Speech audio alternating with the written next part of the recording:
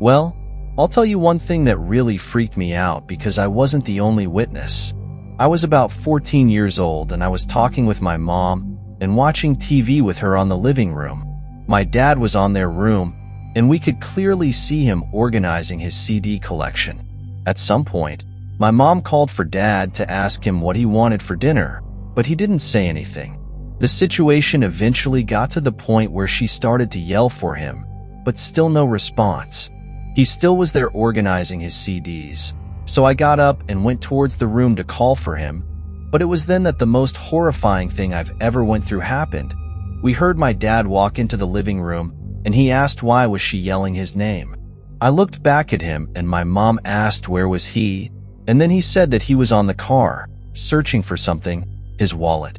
After that, I quickly looked back into the room and saw nothing, absolutely nothing. This creeped the hell out of me and my mom. We clearly saw him there, same haircut, blonde hair, with a light blue shirt and jeans. Whatever the hell we saw, it wasn't him. We completely froze, just staring at each other.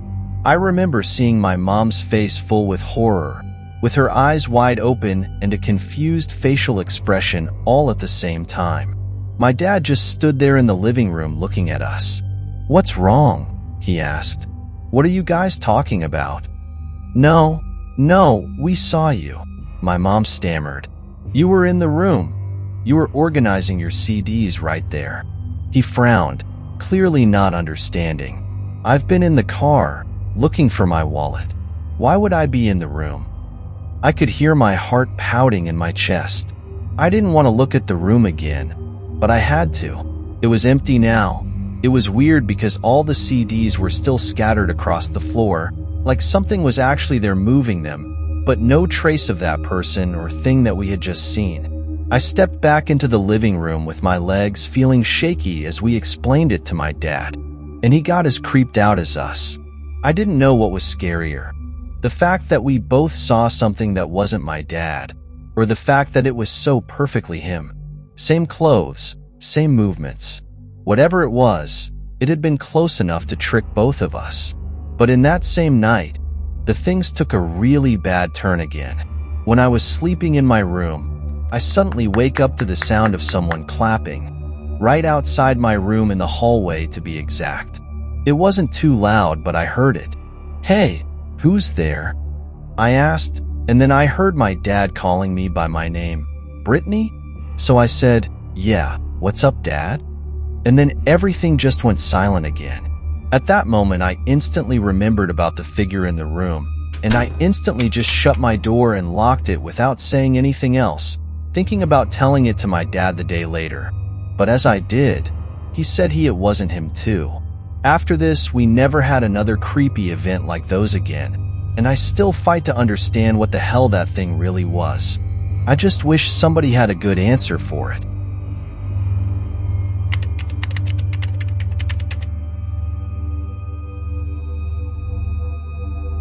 My name is Larry. That happened when I was in my room at night working on my laptop.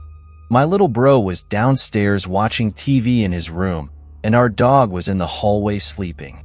All of a sudden, our dog starts jumping around, barking, howling, and everything. I heard it, and I got up to see what was up. That's when I heard a raspy voice saying, "Good girl, that's a good girl." I knew for a fact that it wasn't my little brother, so I got kind of worried and confused, and I slowly opened the door and went outside. And as soon as I'm out there, I don't see no one but our dog wagging her tail staring at the empty hallway. My little bro comes upstairs to tell me that he heard the same weird sounding voice, and he asked if this was anybody I knew, but I said no. We started to check the house out with some kitchen knives for personal defense. We moved cautiously through the whole house. We checked every room downstairs, starting with the living room. That voice had sounded way too clear. Our dog seemed calm now, like that person was really gone now. Next, we checked the kitchen. I nudged the door open slowly, scanning every corner, but it was quiet. But then, as we were about to leave the kitchen, we heard a soft thud from upstairs, and I remember seeing my brother freeze. What the hell was that? "Stay here," I told him. I didn't want to go alone, but I couldn't let my lil brother face whatever was up there. I crept up the stairs and glanced down the hall towards our parents' room, and my stomach dropped. The door, which had been closed all night, was now slightly ajar. I hesitated for a second to listen, but I heard nothing, so with a shaky breath I approached the door. I pushed it open very slowly, expecting the worst, but it was empty. However, the window was wide open. I stood there for a moment, staring at the open window, but I really didn't see anything else, so after a few minutes I left the room. But that's when the thud sound came up again, and when I turned, I thought we were completely screwed. Standing inside the room was the shadow of a person, a man. I couldn't see him clearly because it was around 8 p.m. and the lights were off. But how the fuck did I not see him before? I didn't know and I didn't want to know. I just bolted downstairs as a quick reaction, and as I did I actually heard him say, "Wait, come here, I just want to talk." "Dude, there's someone up there. I saw a guy," I said to my brother. Then we ran to the backyard with our dog to call the police and our parents. And as we were in the back door, I glanced to the stairs and saw that shadow silhouette again, slowly walking downstairs. That was the most disturbing thing I've ever seen. I dialed 911 with my brother right next to me clutching the kitchen knife.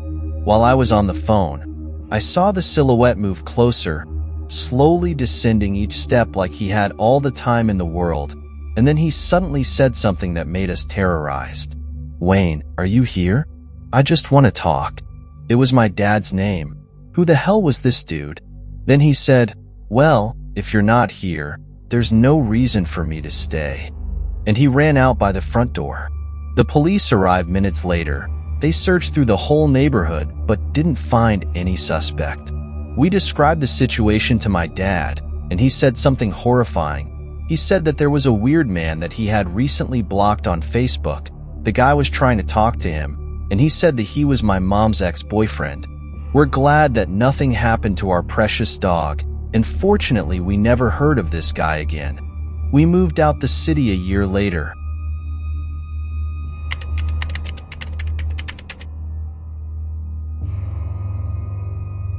It was a Friday night when I was 15 years old, and I was with my two best friends Cameron and Ben in Ben's house to have a brother's night, playing video games, watching movies, and just chilling in general.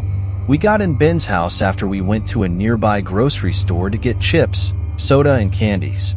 It was all going well, just as we planned the whole week. We watched Matrix and after that we played some Xbox. It was around 10 p.m. when we were playing Skyrim. Then we suddenly hear a knocking on the front door. It was weird because his parents were gonna sleep in his grandma's house. We definitely weren't expecting it. We stood up from the couch and Ben peeked through the peephole. It was a guy, a pizza delivery guy wearing a cap. "Hey guys, your pizza is here." We didn't say anything at first. We were kinda scared. Then the dude said, "I know you're watching me through the peephole. I can see it. Open the door." Strangely, the voice sounded really familiar to my friends. Ben stepped back from the door. "What the hell? We didn't order anything," he whispered. None of us moved, unsure of what to do next. The guy on the other side of the door knocked again, this time a little louder. "Come on, guys. It's already paid for. Just open up." Cameron shook his head, clearly unsettled. "Dude, this isn't right. I feel like I know this voice." We huddled together in the living room, trying to figure out what was going on. Ben pulled out his phone and checked the time. It was around 10:15 p.m. He texted his parents to make sure they hadn't ordered anything by accident, but they confirmed they were still at his grandma's place. "Definitely not us," his mom had replied. The knocking persisted, getting more insistent. "Guys, open the door. You don't want me to get mad, do you?" His voice was calm, but the undertone was chilling. Something felt deeply wrong. "What do we do?" I asked, feeling a pit of unease forming in my stomach. Ben motioned for us to stay quiet. We thought maybe if we didn't respond, he'd leave. A long silence followed, broken only by the faint rustling of leaves outside and the low hum of the refrigerator in the kitchen. For a moment it felt like maybe we were in the clear. Then, the doorknob rattled. "He's trying to get in," Cameron whispered. The rattling stopped for a moment, but then we heard footsteps walking around the side of the house. We glanced at each other, completely terrified. Whoever this dude was, he wasn't leaving. We bolted to the back door and checked the locks, ensuring every possible entry was secured. Ben's house wasn't huge, but there were enough windows and doors to make us feel vulnerable. From the kitchen, we heard a soft tap on the window. "Hey, I know you're in there. Why don't you just let me in? We can talk it out." The voice came from the other side of the kitchen window now. The blinds were drawn, but we knew he was just inches away. Cameron, trying to keep calm, whispered, "We need to call the cops, man." Ben called 911 and explained the situation quickly but quietly, and they promised to send someone over. "They said it might take a little while," Ben muttered. "They said it's a busy night." "Oh, great. Just great." Suddenly, the sound of glass breaking echoed from the living room, and we jumped. We rushed to see the front window shattered, with pieces of glass scattered across the floor. The guy wasn't at the door anymore. He was inside. "We have to hide," I hissed. We scrambled upstairs, retreating to Ben's room. Cameron barricaded the door with a dresser while Ben grabbed a metal baseball bat from his closet. Downstairs, we heard footsteps moving slowly. The guy was in no rush. He was taking his time, searching each room and opening doors. "I just want to talk, guys," he called out in a calm voice. "No need to hide." For what felt like forever, we sat in silence, breathing heavily. Then we heard him stopping in the living room and saying, "Boys, I'm gonna count to 3, and you better find a good spot to hide." How did this guy know we were boys? Did he know us? I could feel my heart pounding in my chest as the guy started counting. 1. His voice was eerily calm, like he wasn't in any hurry, but it only made the situation worse. Cameron looked pale, gripping the bat tightly, and Ben sat frozen with his phone still in hand, as if the police could somehow save us faster if he just stared at the screen. 2. The sound of his shoes scuffing the floor echoed through the hallway. He was getting closer, and right after the guy said 3, there was a loud knocking on the front door, followed by the sound of a car pulling up outside. The cops got there just in time. We heard heavy footsteps rushing up the porch. The guy stopped, and for a second everything went silent. Then we heard him bolting through the back door. We crawled over to the window and peeked through the blinds. We saw 2 police officers chasing him. We sat there listening to the distant sounds of the officers shouting commands. And then Ben's phone buzzed. The cops had caught him, apparently just down the street. They told us it was safe to come downstairs. When we finally emerged from Ben's room, the place was a mess.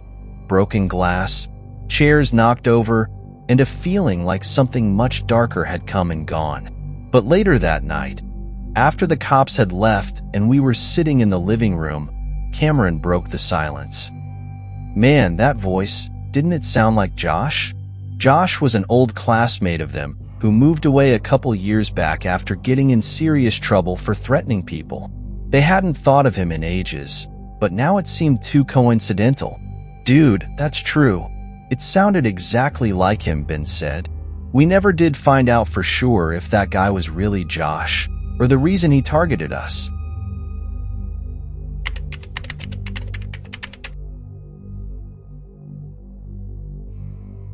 In 2015, I was 17 years old, and around February I started to receive a series of weird, creepy messages on Instagram from an account named "Can Do Whatever I Want 1708. At first, it began with weird comments on the pictures I had with a few of my friends in a pool party. "Wow, you look like a Disney princess. You look like you could satisfy a man for a whole life." When I first opened the account, there was just a single picture of a Halloween mask, one of those that look actually creepy. I'm not the person to block a lot of people online, so I quickly forgot about it. But a few days later, I got another comment on a picture of me on my account. I know you're seeing my comments. I sent you a DM. When I opened my DM, I saw a disturbing message. Hey, Amy, you looked amazing in that white dress yesterday. What? I was in fact wearing a white dress the day before when I was at a grocery store. That message creeped me the hell out. I felt a chill creep down my spine, and I am a mix of curiosity and fear. So I decided to investigate further. I clicked on the account's profile again, hoping for some clue about who this person might be, but the account had no followers and followed no one. Over the next few days, I received more comments and messages. Why aren't you responding? You should let me take you out sometime. I tried to ignore it, but my heart raced every time I saw a notification from that account.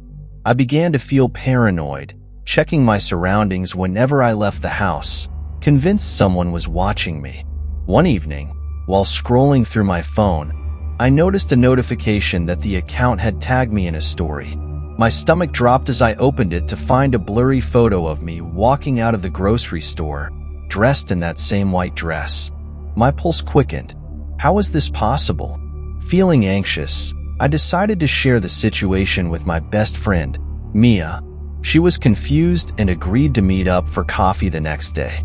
We met at our usual spot, and I recounted the bizarre messages and the tagged photo. You should just block the account, she advised.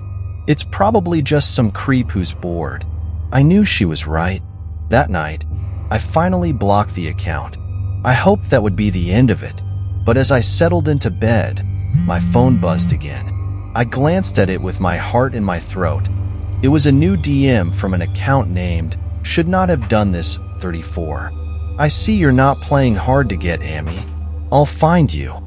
A wave of panic hit me as I scrambled to call Mia, but she didn't answer. I turned off my phone and slipped it under my pillow, hoping that cutting myself off from the world would make me feel safer. Sleep came reluctantly, and I woke up the next morning feeling exhausted but slightly relieved. I decided to skip school and lay low at home. I was cleaning my room, trying to distract myself, when I heard a knock at the front door. My heart raced. I peeked through the peephole, only to see a man standing on the porch, wearing a hoodie and sunglasses. He looked around, as if searching for something or someone. I felt frozen in place. After what felt like hours but was only a few seconds, I backed away from the door, panicking. For some reason, my mind got the better of me, and instead of just calling the police, I moved quietly to the kitchen as a dumb teen and grabbed a large knife, the only weapon I could find. Suddenly, I heard him knock again, more aggressively this time. "Amy, I know you're in there," he shouted. My stomach twisted in knots. I couldn't believe this was happening. What did he want? How did he know my name? Just then, my phone buzzed again. I dared to look, thinking it might be Mia checking in. Instead, it was a message from that account. "I'm coming in." My heart sank as I heard the sound of the doorknob rattling. He was trying to open the door. I sprinted to the back of the house, and I could hear him yelling my name, taunting me. "You can't hide from me, Amy. I know you're scared." I pressed my back against the wall and clutched the knife tightly, trying to steady my breath. He banged on the front door again, with the sound reverberating through the hallway. "Let me in. I just want to take care of you." I felt tears welling up in my eyes as fear consumed me. This wasn't just some random Instagram creep anymore. It was a real-life threat. Suddenly, I just hear the front door bursting open. The dude had somehow forced the lock and he got in. As my first reaction, I decided to make a noise, hoping to distract him. I grabbed a book from the living room shelf and threw it away from the spot I was at to maybe trick him with the sound. And then I just ran outside the house. When I was running, I heard him saying, "Amy, I just want to show you how much fun we could have together." I ran to my neighbor's house and prayed she was inside. Luckily, I knew her and she was a nice, chill person, so I felt relieved when she opened the door. I got inside and we called the police. When they arrived, they searched my house, but there was no sign of the creep. I felt a mixture of relief and dread. Had I really escaped? I didn't know where this dude was now, and if he knew me from somewhere or not. Later, as I sat in the living room with the police, I received one final notification on my phone while they were still there. You may have run away, but I'll always be watching, Amy. The good part comes now, because the police somehow tracked him down and found the place he was at. They actually got there, and there he was, so they arrested him. And they told me that there was nothing else for me to worry about. I felt all the relief of the world, and I'm still grateful as hell for the cops today.